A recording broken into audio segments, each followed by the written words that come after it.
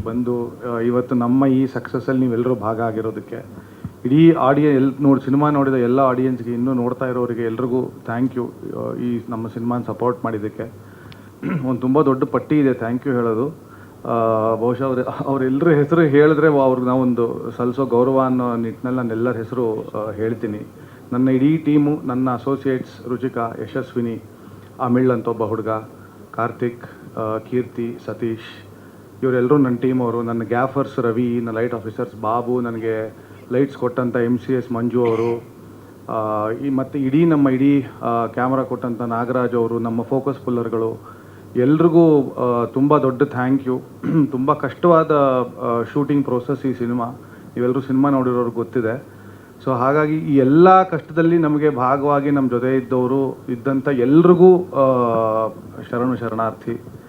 ನಮ್ಮ direction team ಅವರು ಶ್ರೇಯಸ್ಸು, ಗುರು, ಪ್ರವೀಣು, ನಮ್ಮ ಪೋಸ್ಟ್ ಪ್ರೊಡಕ್ಷನಲ್ಲಿದ್ದಂಥ ಸ್ಪೆಕ್ಟ್ರ್ ಪೋಸ್ಟ್ ಬಾಲ ಅವರು, ನಮ್ಮ ಸೂಪರ್ವೈಸರ್ ಶ್ಯಾಮ್, ಜೊತೆಗೆ ನನ್ನ ಕಲರಿಸ್ಟ್ ರಾಜು ರೆಡ್ಡಿ, ಇವರೆಲ್ರಿಗೂ ಇಲ್ಲಿ ರಾಜು ರೆಡ್ಡಿ ಇವತ್ತು ಬಂದಿಲ್ಲ, ಬಟ್ ನಮ್ಮ ಸಿನಿಮಾ ಅಷ್ಟು ಅದ್ಭುತವಾಗಿ ಕಾಣೋದಕ್ಕೆ ಮುಖ್ಯ ಕಾರಣ ಅವರೇ. So thank you Raju. ನಮ್ಮ ಎಲ್ಲ ಸಹನಟರು ಎಲ್ಲರೂ, ಮತ್ತು ತುಂಬ ಇಂಪಾರ್ಟೆಂಟಾಗಿ ನಮ್ಮ ಈ ಸಿನಿಮಾಲಿ ಲಾಜಿಸ್ಟಿಕ್ಸು ತುಂಬ ಟಫ್ ಆಗಿದ್ದಿದ್ದು.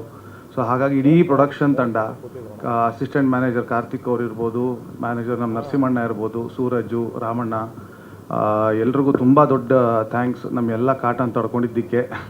ನಮ್ಮ ಬರೀ ಒಂದು 2 ಅವರ್ ನಿದ್ದೆ, 3 ಅವರ್ ನಿದ್ದೆ, ಕೊನೆ ಮೂಮೆಂಟಲ್ಲಿ ಏನೋ ಚೇಂಜು, ಇನ್ನೇನೋ ಹೇಳ್ತೀನಿ ಮತ್ತು ಇನ್ನೇನೋ ಮಾಡ್ತಿದ್ದೀವಿ, ಅದೆಲ್ಲದಕ್ಕೂ ನಮಗೆ ಸಹಕಾರ ಕೊಟ್ಟಿದ್ದಕ್ಕೆ ಥ್ಯಾಂಕ್ ಯು ಸೋ ಮಚ್. ಜೊತೆಗೆ ನಮ್ಮ ಎಲ್ಲ ಡ್ರೈವರ್ಸು, ನಮ್ಮ ಜೊತೆ ಇದ್ದವರು ಮೋಹನ್ ಅವರು, ನಮ್ಮನ್ನು ಪ್ರತಿದಿನ ಕರ್ಕೊಂಬಂದು ಪ್ರತಿದಿನ ಹೋಗುವಾಗ ಬರುವಾಗೆಲ್ಲ ನಮಗೆ ಸಿಕ್ಕಾಪಡೆ ಸುಸ್ತಾಗ್ಬಿಡ್ತಿದ್ವಿ. ಏನೇನೋ ಹಾಡುಗಳು ಹಾಕ್ಕೊಂಡು ಯಾವುದೋ ರಸ್ತೆಯಲ್ಲಿ ಕಾಫಿ ಕೊಡ್ತಿದ್ವಿ, ಬನ್ನಿ ಅಣ್ಣ ಕಾಫಿ ಕೊಡೋಣ, ತಿಂಡಿ ತಿನ್ನೋಣ ಅಂದ್ಕೊಂಡು. So thank you Mohan. ಮತ್ತು ಎಲ್ರಿಗೂ ಥ್ಯಾಂಕ್ ಯು ಸೋ ಮಚ್. ನಮ್ಮನ್ನು ಇಡೀ ಸಿನಿಮಾ ಪ್ರೊಸೆಸ್ಸಲ್ಲಿ ಒಂದು ದಿನಾನೂ ಪ್ರಶ್ನೆ ಮಾಡದೆ ನಮ್ಮ ಮೇಲೆ, ಡೈರೆಕ್ಟರ್ ಪುನೀತ್ ಸರ್ ಮೇಲೆ, ಎಲ್ಲರ ಮೇಲೆ ಸಂಪೂರ್ಣ ನಂಬಿಕೆ ಇಟ್ಟು, ನೀವು ಮಾಡಿ, ನಿಮಗೆ ಏನು ಬೇಕೋ ಸಂಪೂರ್ಣ ಬೆಂಬಲ, ನಾನು ನಿಂತಿರ್ತೀನಿ, ನಿಮ್ಗೆ ಏನು ಬೇಕಾದ್ರೂ ನಾನು ನಿಂತಿರ್ತೀನಿ ಅಂತ ಹೇಳಿದ್ದು Tarun sir. Thank you so much ನಮ್ಮ ಮೇಲೆ ಇಟ್ಟ ನಂಬಿಕೆಗೆ. ಈ ಸಿನಿಮಾನ ಇಷ್ಟು ಅದ್ಭುತವಾಗಿ ತೋರಿಸೋದಕ್ಕೆ, ನಿಮಗೆ ಕಾಣಿಸಿರೋದಕ್ಕೆ, ಇಷ್ಟು ಅದ್ಭುತವಾಗಿ ಸಿನಿಮಾ ಕಾಣಿಸಿರೋದು ತುಂಬ ಇಂಪಾರ್ಟೆಂಟು ತರುಣ್ ಸರ್ ಮತ್ತು ನಾಗೇಂದ್ರ ಸರ್. ಪ್ರತಿದಿನ ನಾವು ಶೂಟಿಂಗ್ ಹೋಗೋಕ್ಕೂ ಮುಂಚೆ ಸರ್ ಡಿಸ್ಕಷನ್ಗಳು ಮಾಡಿ, ಅವರೊಂದಷ್ಟು ಇಂಪ್ರೊವೈಸೇಷನ್ಸ್ ಮಾಡಿ, ಈ ಶಾಟ್ ಹಿಂಗೆ ಮಾಡಿದ್ರೆ ಹೆಂಗೆ, ಹಂಗೆ ಮಾಡಿದ್ರೆ ಹೆಂಗೆ, ಈ ಥರ ತುಂಬ ಬ್ರೈನ್ ಸ್ಟಾರ್ಮಿಂಗ್ ಸೆಷನ್ಗಳಾಗೋದು.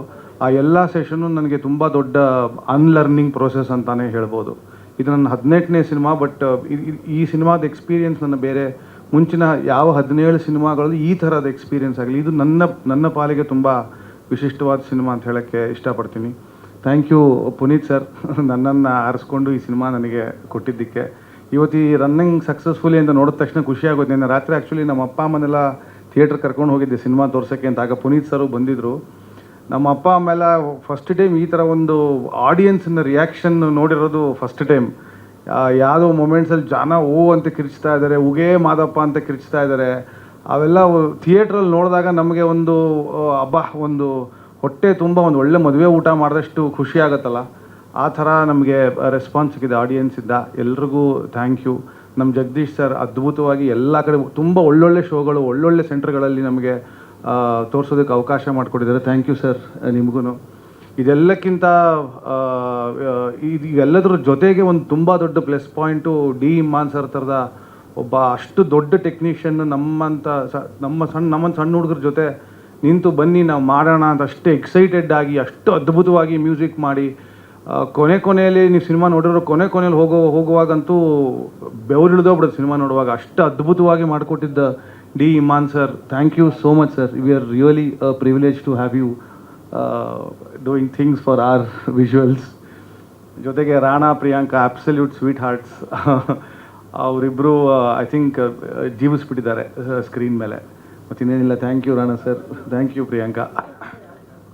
ಸಾರಿ, ನಾವಿದಕ್ಕೆ ಅಲೆಕ್ಸಾ 35 ಯೂಸ್ ಮಾಡಿದ್ದು ವಿತ್ ಮಾಸ್ಟರ್ ಅನಮಾರ್ಫಿಕ್ ಲೆನ್ಸಸ್.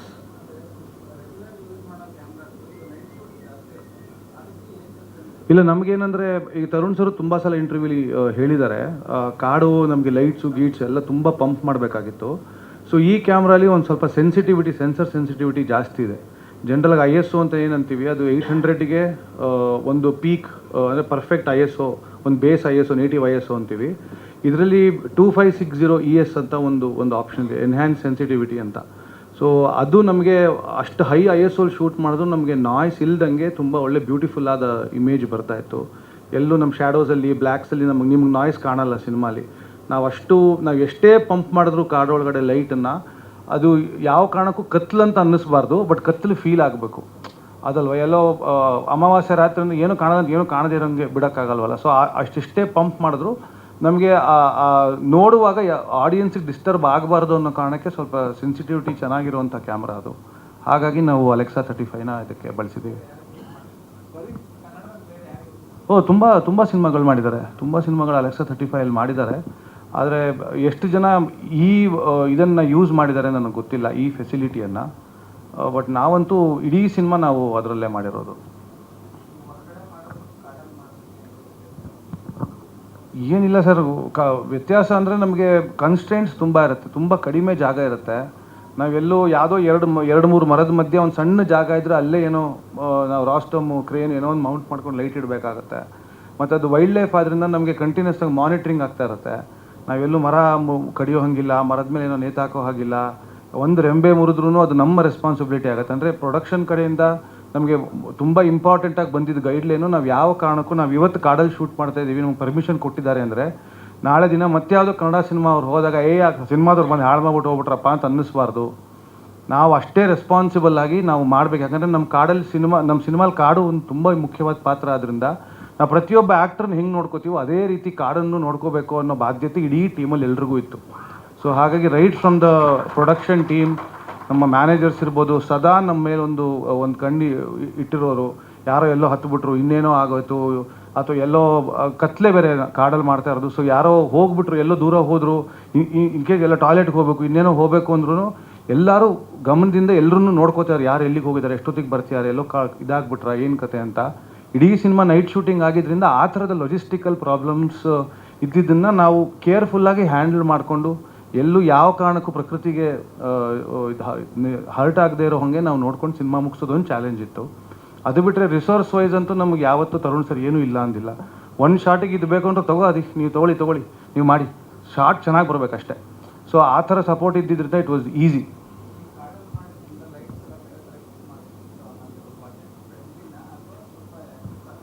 ನಾವು first of all night shooting ಅಂದ್ರೇ ಸ್ವಲ್ಪ ಎಕ್ಸ್ಪೆನ್ಸ್ ಜಾಸ್ತಿ ಡೇಗಿಂತ.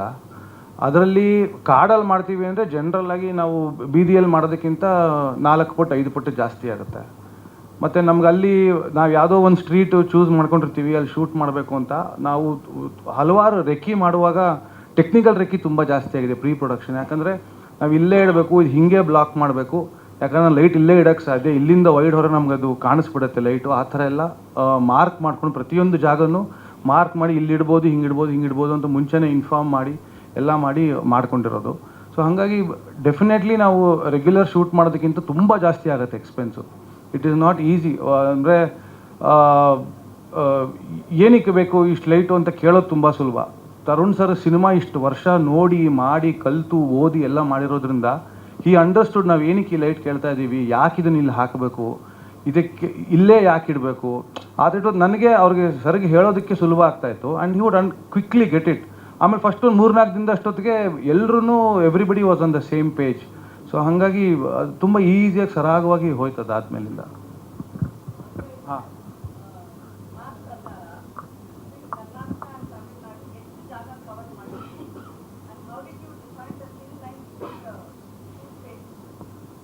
ಅಂದರೆ ಯಾವ ಥರ ಮೇಡಮ್ ವಿಜುವಲಿ ಹೆಂಗೆ ಡಿಫರ್ ಮಾಡಿದ್ವಿ ಅಂತನಾ? ಆ ಥರ ಏನಿಲ್ಲ ಮೇಡಮ್, ಕಾಡು ಎಲ್ಲ ಕಡೆ ಕಾಡೇ ಅಲ್ವಾ ಅಂತ ನಮಗೆ. ಸೊ ಎಲ್ಲ ಕಾಡನ್ನು ನಾವು ಒಂದೇ ಥರ ತೋರಿಸಿದ್ದೀವಿ. ಒಂದೇನಂತಂದರೆ ನಾವು ಒಂದಷ್ಟು ತಮಿಳ್ನಾಡಲ್ಲಿ ನಡೆಯೋ ಒಂದಷ್ಟು ಪೋರ್ಷನ್ಸ್ ಏನಿದೆ ಅದನ್ನು ನಾವು ಯಲ್ಲಾಪುರದಲ್ಲಿ ಶೂಟ್ ಮಾಡಿದ್ವಿ. ಸೊ ಇಡೀ ಯಲ್ಲಾಪುರದ ಜಾಗ್ರಫಿನೇ ಬೇರೆ ಇದೆ. ನೀವು ಬೇರೆ ಇದಕ್ಕೆ ನೋಡಿದ್ರೆ ಎಲ್ಲಿ ಇವರು ಗನ್ಗಳನ್ನು ಎಕ್ಸ್ಚೇಂಜ್ ಮಾಡೋ ಪೋರ್ಷನ್ ಏನು ಬರುತ್ತೆ ಸಿನಿಮಾಲಿ, ಅಲ್ಲಿ ನೋಡಿದ್ರೆ ಬಂಡೆಗಳು ಜಾಸ್ತಿ ಇವೆ, ಬಿದಿರು ಜಾಸ್ತಿ ಇದೆ. ಸೊ ಆ ಥರ ನಾವು ಟೋಪೋಗ್ರಫಿನೇ ಚೇಂಜ್ ಇರೋವಂಥ 2 ಬೇರೆ ಬೇರೆ ಕಾಡನ್ನು ಶೂಟ್ ಮಾಡಿದ್ದೀವಿ.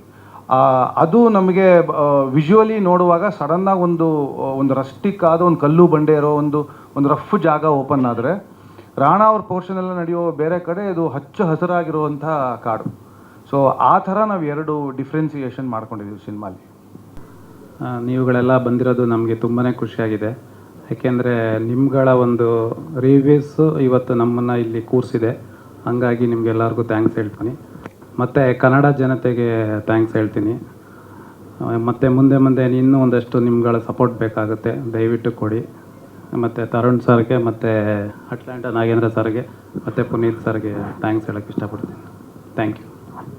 ಸ್ವಾದಿಷ್ಟತೆಯ ಸ್ವಾದ, ತಾಜಾತನದ ಆಹ್ಲಾದ, ಉತ್ತಮ ಆರೋಗ್ಯ ಮತ್ತು ಹೆಚ್ಚಿನ ರೋಗ ನಿರೋಧಕ ಶಕ್ತಿಯ ವೃದ್ಧಿಗೆ ಈಗ ನಿಮಗೆ ಸಿಗುತ್ತಿದೆ ಉತ್ತಮ ಗುಣಮಟ್ಟದ ಪೌಷ್ಟಿಕಾಂಶ Shri Vaidik millet health mix. ಇದು ಸಿರಿಧಾನ್ಯಗಳ ಸಂಪತ್ತು.